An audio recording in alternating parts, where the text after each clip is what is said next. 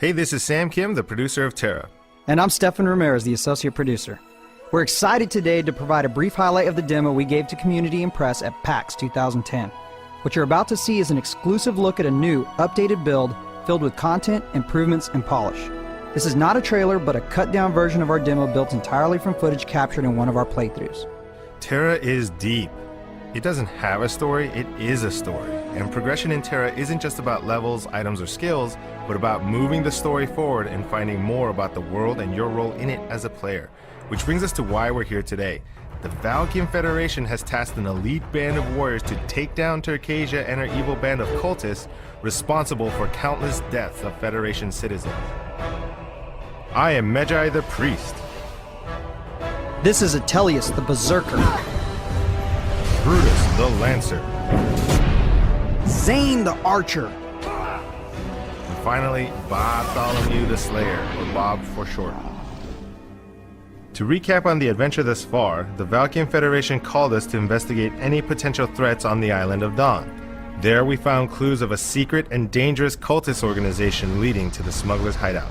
There, the party encountered the Rock Monster, where Brutus protected everyone with his shield. After defeating the Rock Monster, the party found clues of the cultists leading us to the excavation site. The Federation awarded us with mounts and skills plus material for crafting. I chose weapon crafting, Bob chose butterfly gathering. Good job, Bob. And at the excavation site, the party encountered the Guardian, a monster made in the image of Turkasia. The Guardian was tough, and we almost didn't make it.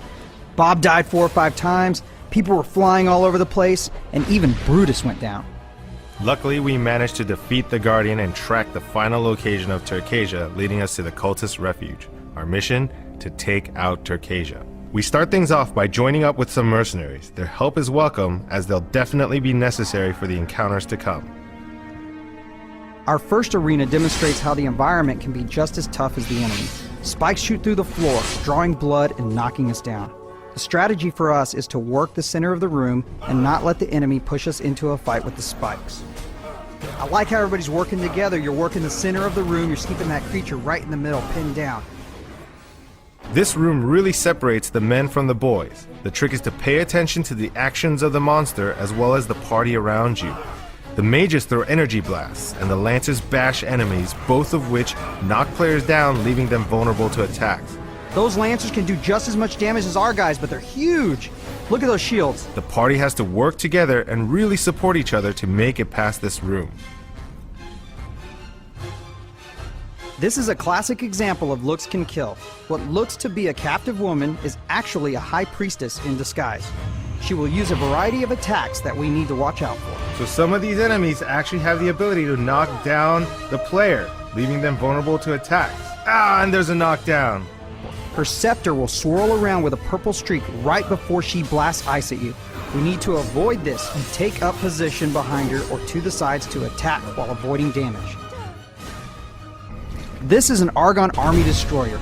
He is a devastating force that will require us to focus on movement, placement, and timing. Yowza, that is a big hit. He has 4 arms, and the first thing that jumps out at you is the giant swords, which he will use to smash us. Notice how that chest is glowing. That actually means the Argon is running low on health and that he's getting more and more desperate with his attacks. He can throw both of those swords down with electricity. We have to avoid this and use our agility to dodge and block often.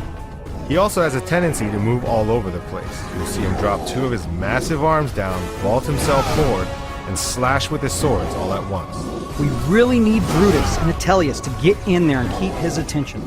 With Bob slashing and rolling, and Zane utilizing his charge attacks for lethal damage from range. Medjai has to heal and stay alert during this encounter if we hope to survive. Turkasia is the reason why we're here, and our mission is to avenge our countless fallen comrades. But this encounter won't be easy. Here comes Turkasia. There she comes, she's charging. Jump! Get out of the way! Dodge! Careful, she'll run right through us! Your #1 defense is to move yourself out of the way. It's all about placement and timing. Watch for those tentacle attacks. Turkasia has 2 incredibly powerful tentacles that do massive damage, as well as spinning blades that decimate any nearby opponent. Combine these with countless powerful ability combos and an impenetrable defense, and you have one of the strongest foes the Federation has ever faced. Luckily, with teamwork and awesome heals, we proved that it's possible to take her down. That wraps up our PAX 2010 demo of Terra. If you like what you see now, you'll love what we'll have at launch. We're continuing to build, improve, and add content, and there's a lot more in store for the future. Soon we'll be providing even more depth around things we touched upon today, like story, instance dungeons, crafting, enchanting, mounts, and much more. Terra is coming in 2011, and if you haven't already done so, check out our website, terra-online.com, and join our community for inside info on what's in store.